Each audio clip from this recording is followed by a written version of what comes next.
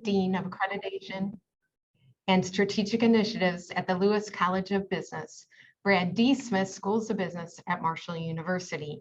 I'm excited to be with you today. Welcome to the Herd Insights Small Business Webinar Series. We thank you for taking the time to attend this event. It's part of a webinar series given by the Lewis College of Business faculty and local business professionals. The goal of the series is to help small businesses achieve success in a changing and dynamic business environment. Today, we have a special event in store. It is titled The Business of Real Estate Development, Embracing Collaboration and Community, and features Randy Ruttenberg, founder and principal of Fairmont Properties, a real estate development firm that is managing the development of our new College of Business building, the Brad D. Smith Center for Business and Innovation. Randy will have a conversation with Dr. Avi Mukherjee, former Dean of the Lewis College of Business and now Senior Vice President of Academic Affairs and Provost of Marshall University. Provost Avi will set the stage with intriguing and on-point questions about the economy, challenges to the construction and real estate development industries in the short and long term, and the opportunities existing within the industry. Randy Ruttenberg and Provost Avi will engage in a lively and in-depth conversation that addresses these issues and also gives a glimpse into the college's new Brad D. Smith Center for Business and Innovation. Afterward, they will answer questions from the audience. Before we start the event today, I would like to say a few words about the Lewis College of Business and its mission. The mission of the Lewis College of Business and Brad D. Smith Schools of Business is to empower students with the skills and knowledge to become successful business professionals in West Virginia and beyond. The college provides a high-quality, innovative business education in a supportive environment that encompasses exemplary teaching, experiential learning, external engagement, and impactful scholarship. We do this through 5 strategic priorities, including high-demand curricula, leadership skill sets, experiential learning, external engagement, and economic development, entrepreneurship and innovation, and a global footprint. The college is committed to supporting local businesses, our alumni, and other stakeholders in re-engaging, recharging, and redesigning their business models. Hence, we have developed this webinar series that consists of presentations delivered throughout the academic year. We hope you enjoy today's presentation and use it to make yourself and your businesses more successful. I will now turn the presentation over to Marshall University Provost Mukherjee, who will introduce Randy Ruttenberg.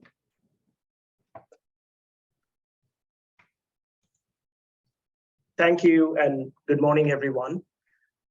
It's my pleasure to introduce Randy Ruttenberg, our today's featured speaker. He's an industry veteran with 35 years of experience. Randy, as we call him, founded Fairmont Properties in 1998 with the goal of creating engaging environments where entire communities could come together to dine, shop, live, work, and gather. Mr. Ruttenberg's vision has included introducing tenants, product type, and architecture that would be unique to that marketplace, while at the same time respecting that community's historic and social fabric. And we see that in the community projects that he's engaged in right now here at Marshall and in Huntington. This is the cornerstone of each of Fairmont Properties initiatives. Prior to founding Fairmont, Mr. Ruttenberg held executive leadership roles in both leasing and development for Developers Diversified Realty Corporation. During Mr. Ruttenberg's tenure, this company grew from a privately held company with holdings in 9 states to the largest publicly traded owner of shopping centers throughout the United States. Mr. Ruttenberg oversees Fairmont Properties, EDS, MEDS, and innovation platforms, as well as all new development, leasing, and marketing initiatives. On the civic side, Randy is involved in causes centered around community mental health and music and theater for special needs youth. We are absolutely delighted to have you with us today. And I would like to just draw a very quick reference to our College of Business project here. The new College of Business building, as you all know, is a dream project at Marshall University. that was set into motion with a College of Business faculty and task force that we put together in January 2018 to explore and further develop the idea of the new building. President Gilbert was a strong supporter of this project. And of course, Brad and Elise Smith came forward with a transformative $25 million donation for the new building in November 2018. We started working closely with Fairmount Properties and Randy since April 2020, meeting weekly and sometimes even more than once a week. Randy is not only a highly successful business leader, but also a passionate supporter of higher education. He has helped craft a vision for the future of the new College of Business and has inspired design of the new building to support business and community engagement and student experiential learning at Marshall. Fairmount is also working on the P3 Innovation District project on 4th Avenue that has the potential to radically transform Huntington and Southern West Virginia. We consider Randy as a critical partner in our journey towards prosperity and excellence. Today marks the start of the 2022-23 academic year at Marshall. And we always start the new academic year with what we call as the opening bell webinar.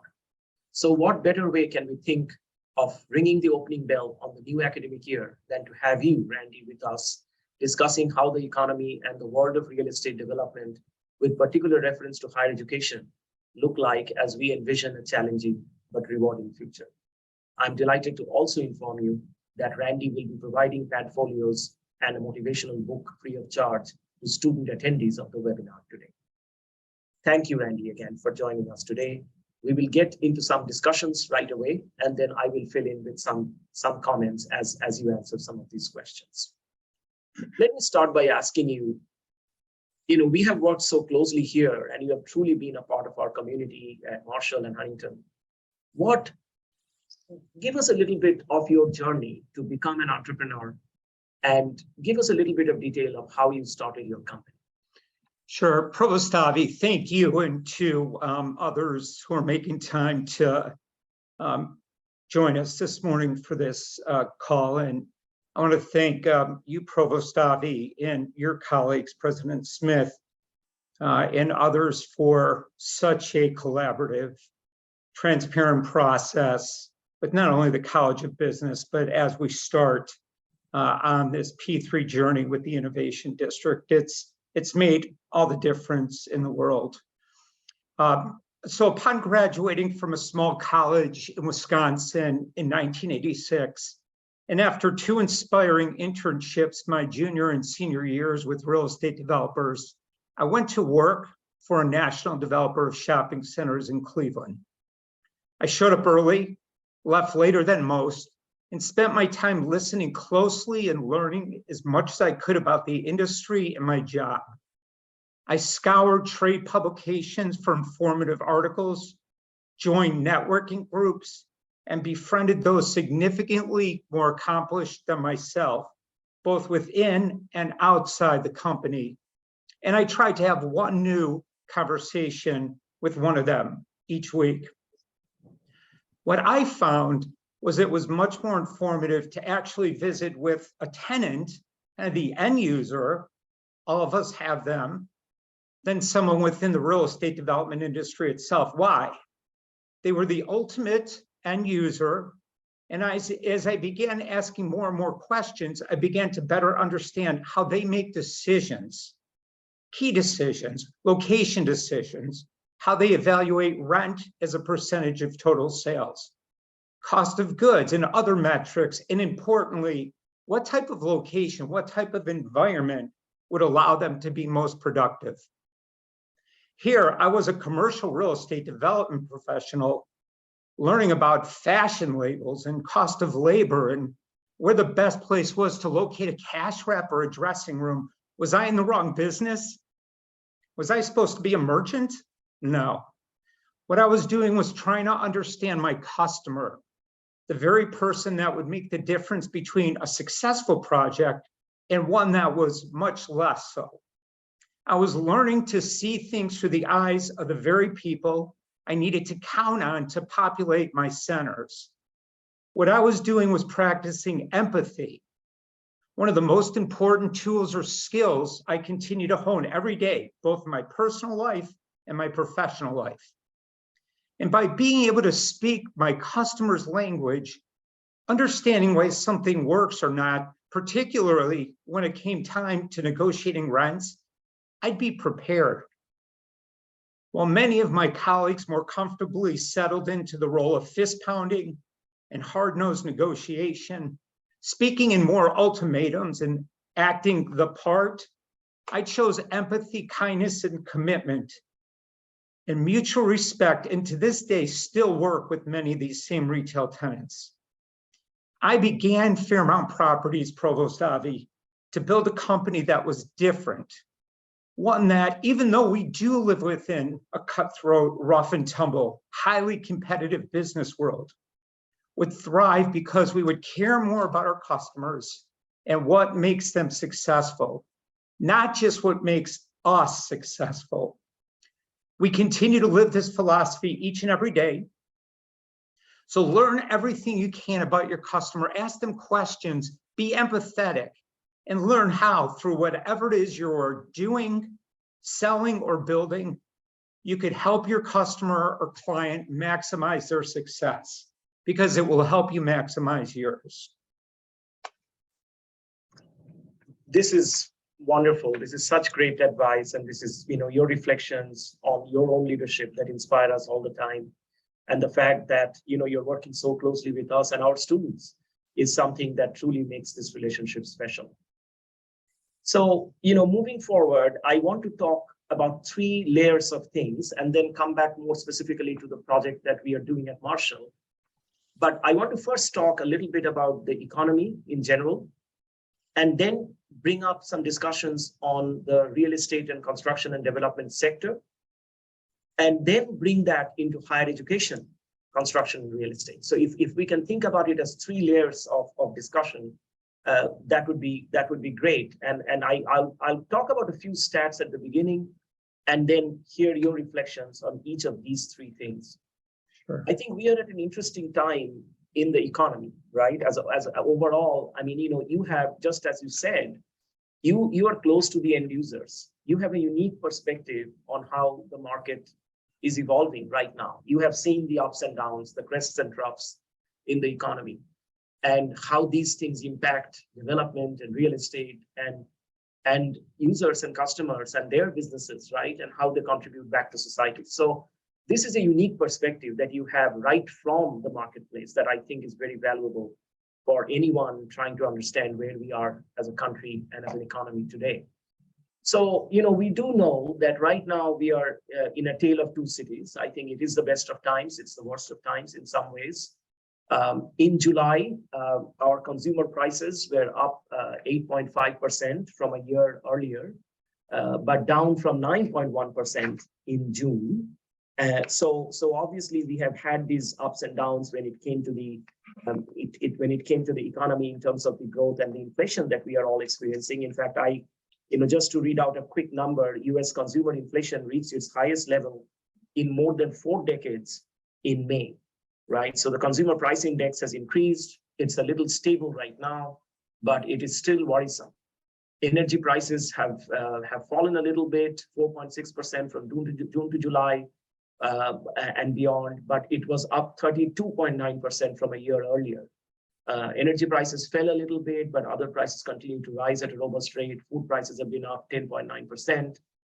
Airline price fares are up 27.7%. Productivity has declined. Labor costs have increased in the first and second quarters of the year. So it's clear that we are in a high inflation phase in terms of consumer price index in the economy that's impacting prices of everything from commodities to materials to everyday consumption items. We also know that the inflation might have peaked. Maybe the interest rate rise is going to decelerate a little bit in July and August moving forward. We know as well that housing starts have fallen from 1.8 million pace in April to less than 1.6 million in June. Permits for new construction have fallen a little bit. It was high, and then it's kind of maturing a little bit right now. So in terms of the broader economy, and then we will come to the construction sector in the next question. But overall, what do you see, given that you have all seen the highs and lows of the American economy and how it has impacted all businesses, not just construction? Sure, it's a great question. And you talked about fuel quite a bit. Fuel prices, just to isolate one specific item, fuels used to manufacture products, fuels used, of course, to get products and planes and trains and trucks to the end user. Fuels used in various other ways to operate products. So something as simple as one commodity, fuel, has a sweeping effect. And as it relates to the supply chain and interest rates, those things are definitely having a significant effect on our industry. And those who are not thinking critically about cost of goods and commodity pricing and delivery methodology will struggle. As interest rates rise and exit cap rates decompress, what we try and do is bring the entire team together. So again, we're talking about engaging an entire stakeholder group to help think through it, whether it's our general counsel, director of design, finance people, our P3 folks. They all contribute to these strategy sessions. While many might react to increase in construction pricing by engaging second or third tier contractors who might bid low, that ultimately can derail or destroy a project through delays, on-site injuries, unproductive relationships with the trades, etc. We will never ever partner with anyone below the top tier of contractors and subs, and then we prioritize those we've worked with or who is intimately known by somebody that we trust. And we don't allow a firewall to be set up between us and the subcontractors so that we can be part of the conversation on materials and product availability. And as it relates to product availability, Provost Avi, you're talking about the availability of commodities. We also take the unique step of speaking directly to suppliers relative to cost and availability. One of the things we also do is we prioritize our contractor having an acceptable project margin. We want them to make money. We want them to understand that we're not trying to beat them up so bad that they don't make money. Because if you do that, they're going to make it up on change orders or subgrade product. We've got to have a lock-clad contract, a thoughtful contract on those items. And we've got to look into the future as best we can on these product purchases. So for example, if steel or drywall, the cost trajectory is going like this, let's find a way to lock into pricing today and place the order.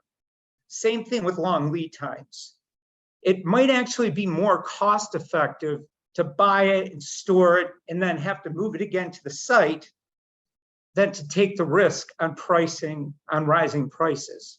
As far as interest rates are concerned, the banking industry, the business industry, the development industry, we're all out of practice. We haven't really had to think about this for some time. We are fortunate in both our equity and debt relationships.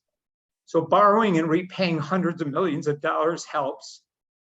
Understanding how to build an important public-private partnership with a myriad of stakeholders, again, bringing everybody around the table that you could think of to help underwrite the deal helps. Working with end users with strong credit, offering more collateral, longer amortizations, et cetera, can help mitigate risk. And while I don't think this current environment will stay forever, navigating it today definitely takes some fortitude, some creativity, and again, stakeholders, be collaborative, don't be competitive, figure out how to surround yourself with key stakeholders that will make everything more productive. Absolutely. Yeah, that provides a lot of insight. I think you touched upon all those critical aspects of the economy that impact all businesses, frankly, not just in this sector. But as you said, I mean, mortgage rates are up to about 5% from below 3% in early 2022. So obviously that will lead to some degree of worsening affordability.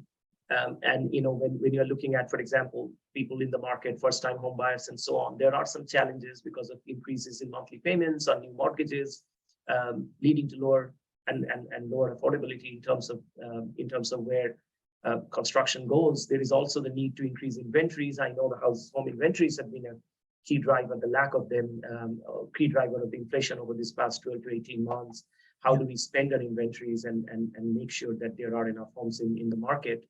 Obviously, there is also, in terms of, I believe, the credit which you already talked about, I think the industry has maintained a really good financial discipline before and during the pandemic, leading to stronger ratios, a widening credit buffer that we know will save us for some time in terms of the sector.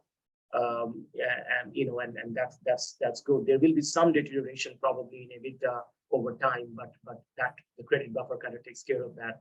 So that's really, really helpful. And the fact that you focus on quality and collaboration and sustainability as a long-term driver of the industry is truly the best practice at this point, because that's what takes us through this period and into a growing future.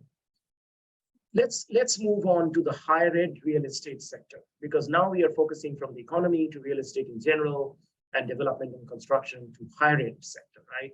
And when we talk about facilities in higher ed, you are an expert in that. You really have worked with so many clients across various universities and institutions. And you bring to us that external best practice. And personally, I know me and my colleagues, as we have interacted with you and your team, we have learned a lot about where universities and higher ed institutions are going with regard to space management and capacity utilization and so on. I was reading a report that was published by a company which does higher ed consulting and facilities management. And in their report, based on a survey that was done by Association of University Directors of its states, they reported that 67% of students viewed facilities as critical to making their college decision. In comparison, only 47% said that the university reputation was more important. So facilities really, really matter. Recreation centers, dining halls, career services, academic buildings, classrooms, labs, and everything else are absolutely critical and probably continue to be critical as drivers of academic engagement. And we know, based on our discussions in so many contexts, that we want to have experiential learning of our students. We want the building to be a thriving hub for collaboration and community engagement, where people come together with faculty and staff and students of the university, alumni, community members, local businesses, and community leaders. They all come together. The building is a place where we create an ecosystem for economic development. We are also talking about cross-disciplinary learning and spaces that are dedicated to things that cater to more than one university or college, for that matter, within the university. So space and innovation that we are now working on could bring several colleges of the university together. Also, sustainability is a priority, and making sure that enrichment outside the classroom is happening on a regular basis are all things to look at. Obviously, there are concerns in higher education building and facilities with regard to deferred maintenance, making sure that the new construction matches the kind of fits into the theme of the campus.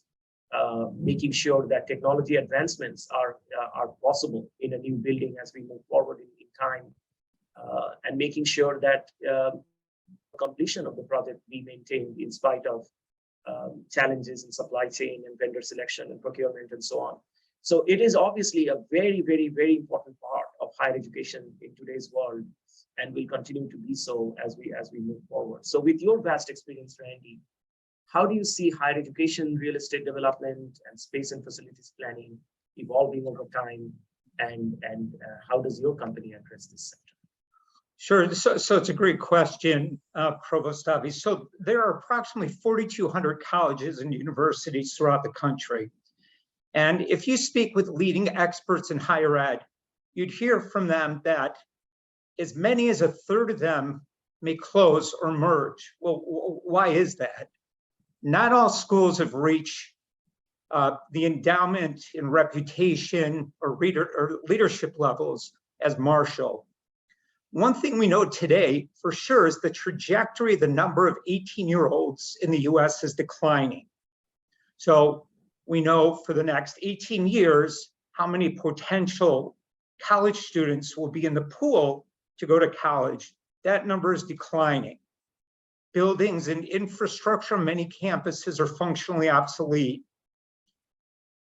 Schools are discounting tuition, seeing shrinking endowments, and more students are seeking alternative paths to college.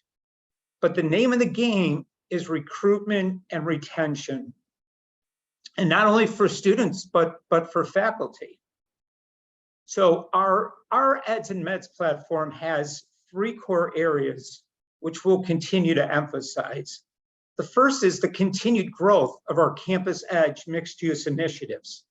So when I went to college back in the early 80s, I went to the 7-Eleven and got one of those microwavable shrink wrap burritos and a couple Mountain Dews or whatever I was drinking back then. And that was great. Kids these days are looking for great Thai food and sushi and great places to get haircuts and cool eyeglasses and apartments with bathroom parity in open spaces for programming. It's important for the recruitment and retention for those things to be at the campus edge, but schools don't have the money to build those. So our focus is designing, leasing, financing, building, and owning these campus edge districts that create these college towns, these gateway districts, if you will, to help support the recruitment and retention goals of these schools. That's number one. Number two is the designing, financing, and construction of core academic buildings and infrastructure. What's most important for schools, for one school, is maybe not important financially for the next. So we're building the College of Business, for example. We're building a performing arts center. We've built entire regional campuses. We're building sporting venues. We help schools on our balance sheet finance the costs of these buildings. We bring efficiency to the process that's typically not found within the infrastructure of the folks at a university or college. And we're able to create creative financing mechanisms that ultimately amortize those buildings perhaps in a shorter amount of time, and then they're given to the school. There's all sorts of ways we can make that happen. So the design and financing of core buildings. And then the third is that there are a lot of schools that are very land rich. So particularly some of the smaller medical schools have lots of land, and this land is underutilized or dormant. So we're helping schools monetize that land or monetize things that they own, assets they own, perhaps off campus, that aren't central to their operation. So we're helping campuses raise funds for important projects to strengthen their endowments or strengthen their balance sheet. And then as it pertains to the future, as it specifically pertains to building college and university projects, there's no question that the focus has got to be on P3s, public-private partnerships. You're seeing it all over the country.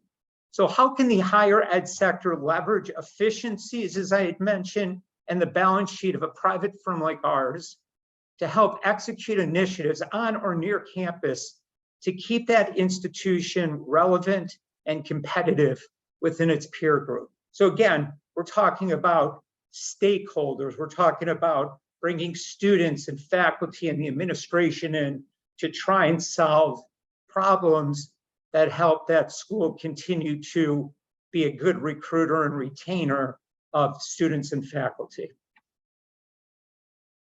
That is absolutely a goal in this market right now, where higher ed is competing for students, recruiting, retaining students and achieving student success is such an important priority. And it's, what you are telling us is how these are connected, right? In terms of creating space, creating venues, and creating facilities that help in that goal, that further the goal, and that help to refine, frankly, the mission and the vision of the academic unit altogether.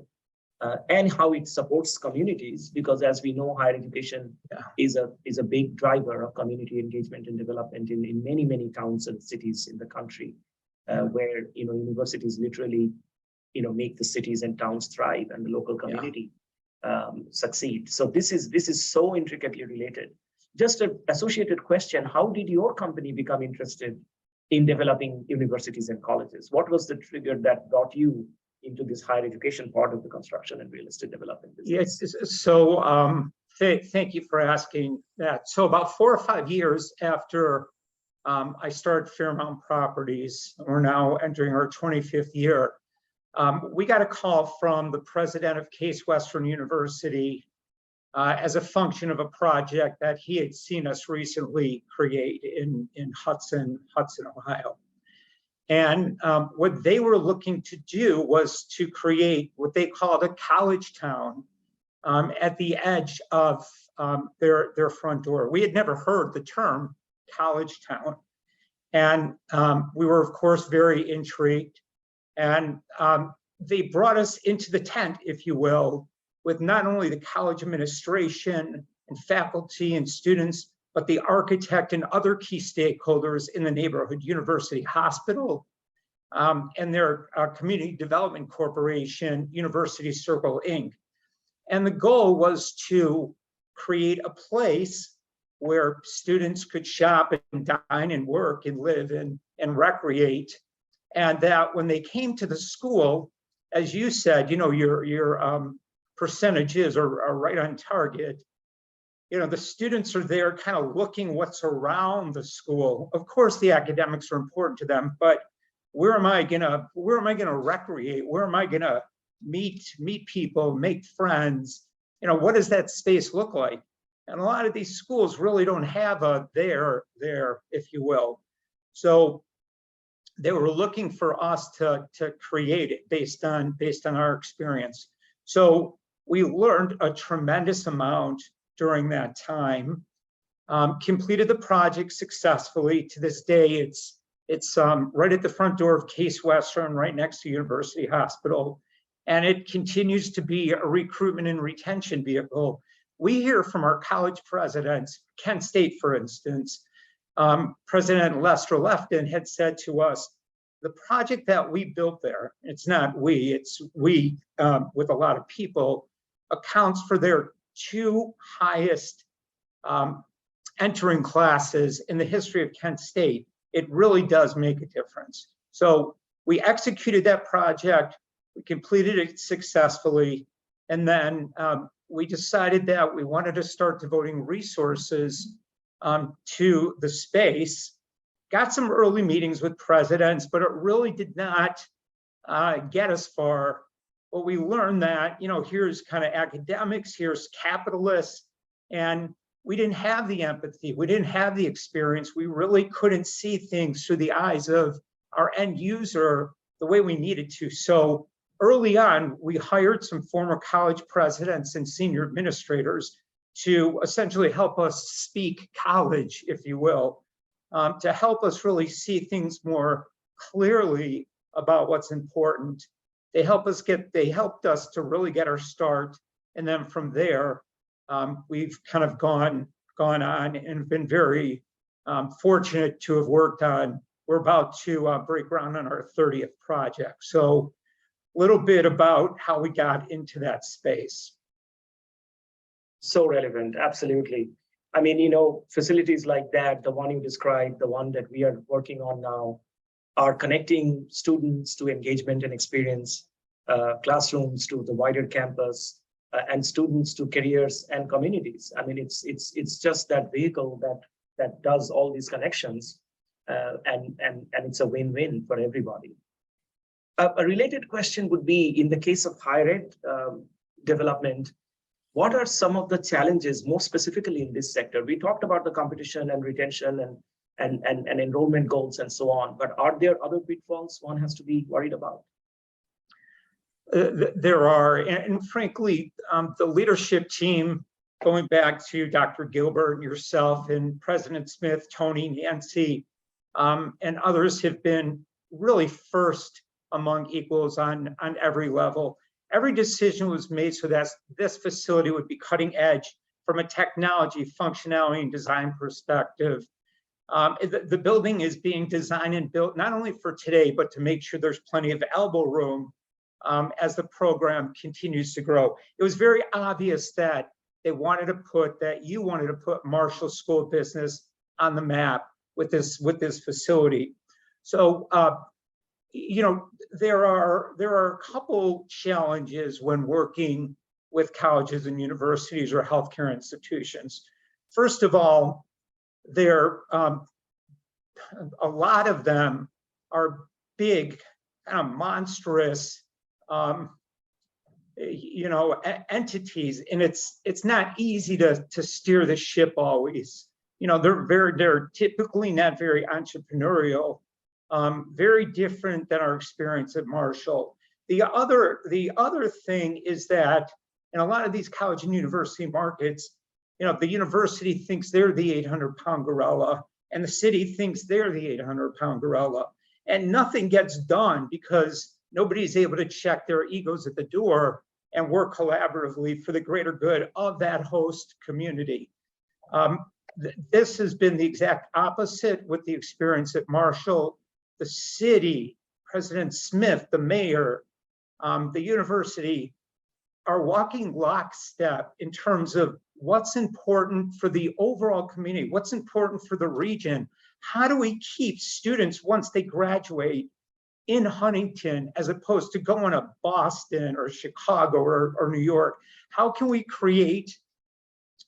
how can we attract the companies to be a part of this innovation district who can look at Marshall for labor, well-educated students who could then work for their companies? So Marshall is really the example of how this, and the city of Huntington, of how this should work. You care a lot about the students. It's not only about recruitment and retention, but when you get them there, they have a great experience educationally, recreationally. The city and the university work together, and sometimes it takes some new leadership to get there, but and then there's great stakeholders. So lacking stakeholder engagement in these projects really is harmful. It becomes an Olympic event to get anything done. You really need everybody to kind of be in the boat rowing in the same direction to have this done. And we've gotten better as a company with underwriting not only the financial aspects of a university, but the leadership, underwriting the leadership of the university and the city to really try and figure out what is it going to be like doing business with these people, working with these people. So those are some of the pitfalls and the opportunities within the space. Love to hear that, because what you are saying is exactly what we feel. This is a project, and let's come straight to our building discussion, as to how do you see our new College of Business building and the Innovation District coming together. And you already mentioned some of that, which is, it is something where we are all in it together, right? I mean, we are looking at it as our university, our faculty, staff, students, our community, our mayor, our city projects, our alumni from all over the world who are watching this project with great interest and enthusiasm and trying to see how they can be a part of it. We have done tremendous fundraising, great opportunities in getting everybody together on the same place, and we could not be more excited. So getting everyone on the same wavelength is truly critical for such projects, as you said. And I don't think here you see any conflict there between any stakeholder. We are all in it together, and I think what you have done is really provide that broader vision of how you can come and support this whole project, and we see that totally. So this has been a really great journey. So just coming back to this particular project and the College of Business building and the Innovation District that we are working on now, Sure. how can broadly the students, the university, and the community and local businesses expect to benefit from this project? Sure. No, first of all, this transformative initiative will begin to provide better connectivity between Marshall's campus and the Central Business District. This is both important to, I know you, Provost Savi, and President Smith, as well as the mayor. So you've got Marshall's campus, and then you've got the Central Business District. Anchoring the area near Marshall and creating this mixed-use district is not meant to be a static, one-dimensional project.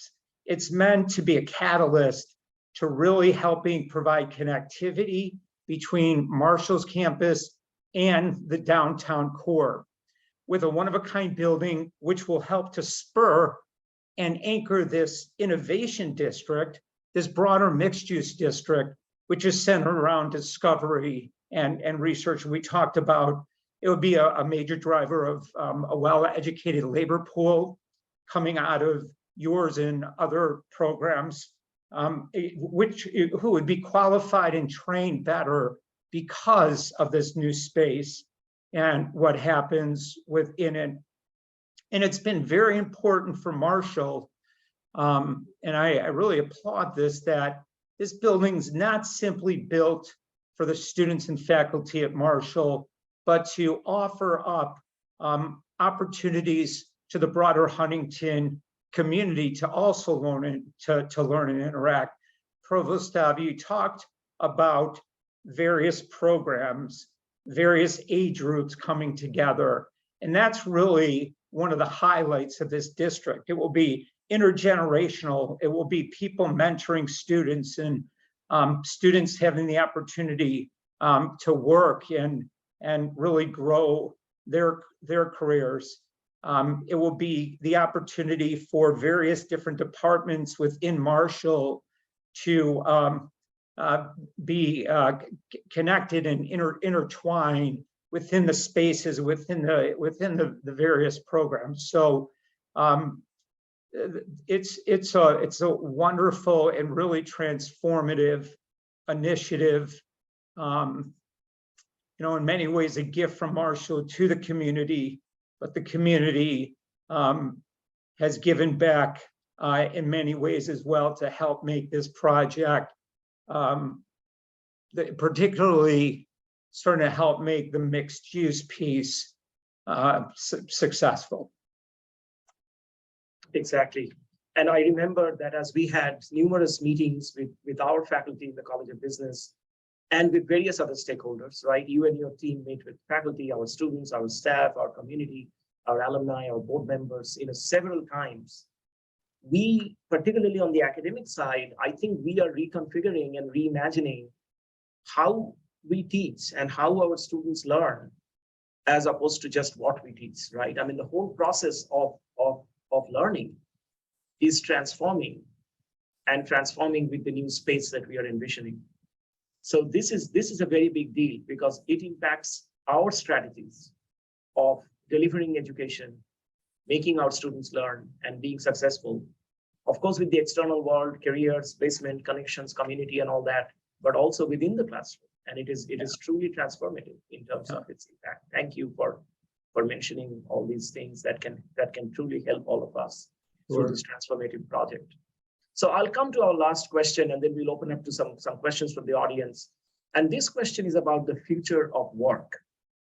Being a leader in the world of business, what is your advice to students that are coming out of Marshall and other universities as we speak, in terms of what kind of skill sets would be in demand, what kind of work opportunities and work practices and styles will develop? And in particular, how is it working in the development and real estate sector? Sure. So let me start with some general comments that really relate to any particular sector. And these are things that I've also learned. So 3 things: listen more than you talk, be a good listener. Take notes in a real notebook, not on your phone. Care more and have empathy. Learn about the end user, care more. It really goes a long way. So we talk about taking notes. You don't want to do so on your phone. You don't want to do so on your computer. Bring a notebook and a pen. Ask if they mind you took notes. One, to be respectful. Two, to acknowledge that at times you might turn your attention away to jot down a few takeaways. Stay present and acknowledge what people are saying with a head nod or a smile. You'd be surprised by how many people just simply don't do this. Begin to network today. Reach out and connect with people locally and nationally. And I don't mean by clicking a button or on LinkedIn. It could start there, but you could call them, send them a letter, or set up a breakfast meeting. Meet at least one new person every month, especially during your junior and senior years, as you get prepared to apply for jobs. Ask well thought out questions and add them and their companies to your Google Alert program. Then write to them to comment or congratulate them on an accomplishment or show your interest in a recent event. Be fiercely respectful of their time, but make those connections. And as I mentioned earlier, to be successful in business does not in any way require aggressiveness, backstabbing, or an unruly sense of competitiveness. This is a fallacy, but too many people try and live this image early in their careers. Those who are collaborative, listen more and talk less, and work harder to better understand their company and its clients, excel and continue to excel. Nurture your sense of curiosity, nurture your sense of creativity and thinking outside the standard norm. Think outside the box. Finally, be kind, care more. Do not let the small things stress you out. In life, there will be enough challenges that find you, problems that find you. You don't need to independently go out and find them. So those are some of the things that I think are important. In terms of the development in the construction industry, there's certainly various entry points. There's the retail leasing, there's the construction, there's the financial numbers, there's the physical construction. I would encourage anyone that's interested in either the development or construction industry to reach out to me. I'd be happy to make the time, as much time as necessary, to help you think about the industry, think about maybe some ways to get involved, perhaps maybe even an internship with our company. Anything that I could do as a professional who counted on many people like me before I got involved in growing my career and helped me, please reach out. I'm happy to talk to you. I'm in Huntington at least once a month. We could grab breakfast, but I'd be delighted to speak directly with anybody who would be interested in real estate development and construction. The other thing Provost Avi noted, there's a book called Applied Empathy. It's by Mike Renovo. It's, I think, a very important book for leadership. It's got somewhat of a business bent, but I think it would be good for everybody. I would like to purchase a copy of that book for anybody who's interested. And if you want to get your contact information to Nancy at the end of the day, by the end of the day this Friday, and I'll be calling the bookstore and getting that book ordered, and they'll let you know when it's in. The other thing I'd like to get for everybody is a notebook.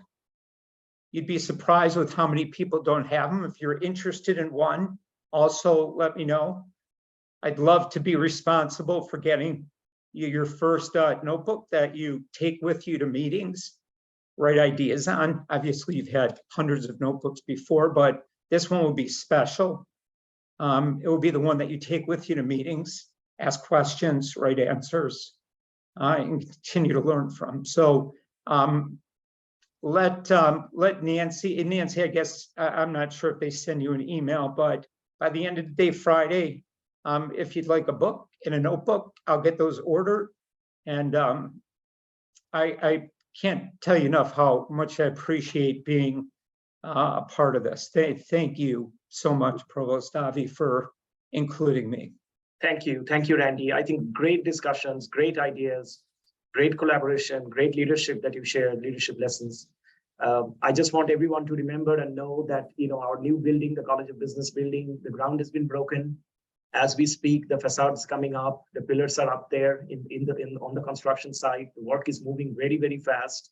And we are looking forward, I guess, to getting this building up and ready by next fall, and a move-in date to start classes in the new building in spring 2024.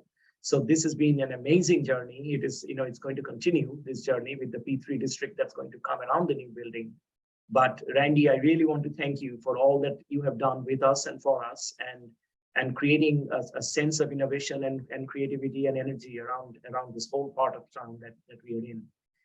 And thank you for your support of our students. I clearly endorse that book and that project that you are talking about of getting our students ready to contribute to the workplace from day one. It makes a big difference. Thank you. We'll be open to questions. I want to get this back to Nancy now. Thank you. Thanks, Avi, and thanks, Randy, for an enthusiastic, informative, and insightful presentation today. It will help us all think more about the challenges and opportunities facing real estate and construction in our area and beyond. I'll now read some of the questions that came in. And by the way, attendees, I have put my email address. I'm hoping I spelled everything right in the chat function. It's kind of small for me. Please feel free, if you're a student, to email me, and then we'll connect you up and get you that very thoughtful, nice gift that Randy's describing. All right, are you ready for questions? The first question says, hello, I'm a first-year graduate student in the MS of Information Systems program at Marshall University. I was wondering if you had any advice for networking. I feel, sorry, I lost my place. I feel nervous when I speak to people, as I worry that people more knowledgeable than me will look down at me if I don't understand everything they are saying. What can I do to break this feeling? So I think it's a great question. And thank you so much for your willingness to share that. So the first thing I would tell you is that people do enjoy talking about their businesses themselves. So just understand that if you're asking somebody to tell you about their business, to tell you a little bit about themselves, they usually like doing that. I think if your questions, you start out with a few good, thoughtful questions. You talk a little bit about, do your research, understand some of the recent accomplishments of that company. So you could start with, congratulations, but then maybe you talk a little bit about some of the things that you've read about and understand. People do like talking about themselves. People generally do like helping other people. So I think, listen, just the fact that you've reached out with this kind of question shows that you're willing to work hard to make it a good conversation. The last thing I would suggest is, if you're looking for somebody to be a sounding board for networking, let's set up we could set up a call, you and I, and just talk. Let me be kind of the your first networking client, if you will. Happy to help you kind of get through some of, and then I could critique it, and we could talk about it and help you get more comfortable. Thanks for that question. Thanks, Randy. All right, our next question looks like also possibly from a student. What advice would you give to your younger self at the start of your career? It's a great question. I think to talk less, for sure. I think I was so interested in demonstrating all that I knew, all that I learned. I probably talked twice as much as I should have listened. And it took people pulling me aside to help me with that. You don't have to be the smartest in the room. Often, the people who are the quietest, you know, are the ones that are the most thoughtful. So that would for sure be one. Okay, thanks. Someone else is asking, what was your first win that made you confident that you were on the right career path? So I know a lot of our students have, you know, go back and forth a little bit on deciding what they want to do. Sure. No, it's a great question. Thank you for asking. So I think the first win was leasing my first space, my first large space, to actually Upjohn Healthcare in a project in Kalamazoo, Michigan, on my own, negotiating the lease on my own, negotiating the rent on my own. So that was a point where I felt like I could, you know, fly out of the nest a little bit and go soup to nuts with a tenant, attracting the tenant, selling them on the project, and leasing a space to them. That was a very fond memory, seeing them open up their doors to business and knowing that I played some role there. Great. Another question is, what do you think are your firm's most endearing qualities that would make a student or a recent graduate want to come work for you? So I think I wouldn't say that our early career people are drinking from a fire hose, but we certainly throw a lot of information at them. We're not micromanagers, so we do give people some rope for them to be able to make decisions themselves. And as long as it doesn't, you know, cost us too much money, there's not much that could get screwed up with the things that they're working on. So we want to be good. I think we're good mentors to young people coming into our company. We allow them some latitude to be part of the decision-making process. You know, if you think about it, our core shopper, our core, you know, user of a lot of these projects is not much older than a college graduate. So they actually add a lot of value into our decision-making process when it comes to design and use groups. And we allow them to go out and start meeting people and talking to people. They come with us to meetings. We really want to be able to bring them into the tent as much as possible so that they're learning with us. Okay. Looks like we are mostly out of time. So again, I want to thank you for a really great kickoff starting bell to our academic year. And this wraps it up for our first Herd Insight Small Business webinar. We really greatly appreciate your time today. For the audience, look for your registration email for the next webinar to arrive soon. Please share the email invite with anyone you know who might benefit from these events. We appreciate your participation, all the questions, and always remember, we are Marshall. Nancy, just one last thing. If there are people, I see some questions that weren't answered, feel free to reach out directly. Feel free to email me with your, I think we lose these messages, but happy to spend the time answering the questions that didn't get answered today. Thank you for allowing me to participate. Really, just really appreciate it. Thank you, everyone. Thank you. Have a great week.